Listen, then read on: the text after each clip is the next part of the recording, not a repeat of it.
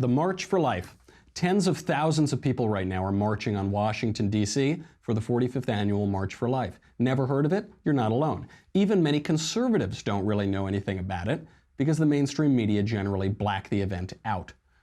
Which is really incredible, by the way, as the March for Life is the longest continual protest in American history. They've been marching ever since the Supreme Court's decision in Roe v. Wade that made up a constitutional right to abortion. You know that thing where the framers were so concerned about abortion. Give me abortion or give me death. I forget exactly which article that right to abortion is in, but if you read the Constitution very, very closely, and then you invent that right out of whole cloth, you should find it.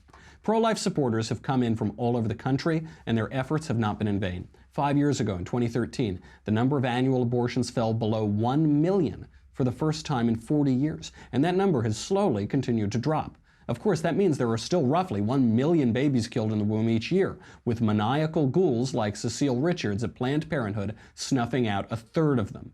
Planned Parenthood alone has killed more than 7 million babies in the womb since Roe v. Wade. And as the Center for Medical Progress expose showed us, Planned Parenthood has profited marvelously by selling babies' body parts on the black market to the highest bidder.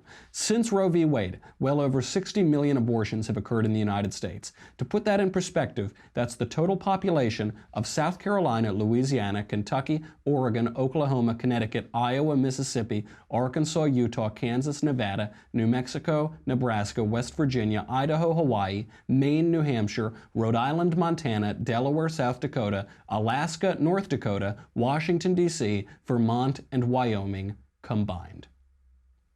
Today, as many people identify as pro-life as pro-choice, up tremendously over the past 4 decades, despite the constant slew of pro-abortion propaganda from the mainstream media and Hollywood. Cynical politicians scaremonger. They say that without abortion, before Roe v. Wade, without Roe v. Wade, thousands of women would die each year from back alley abortions, from coat hanger abortions.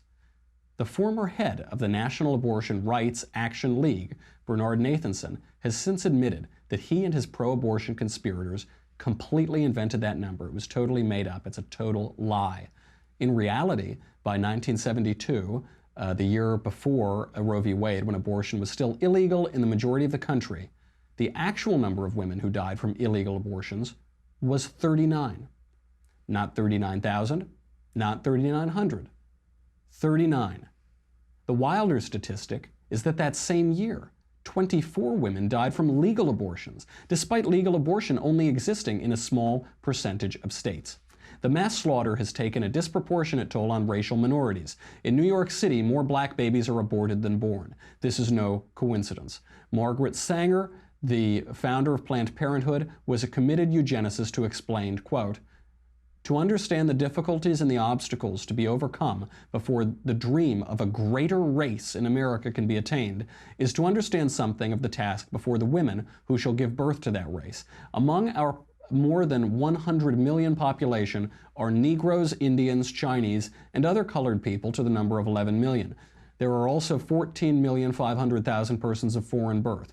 There were 1,600,000 illiterate foreigners in the United States when the 1910 census was taken.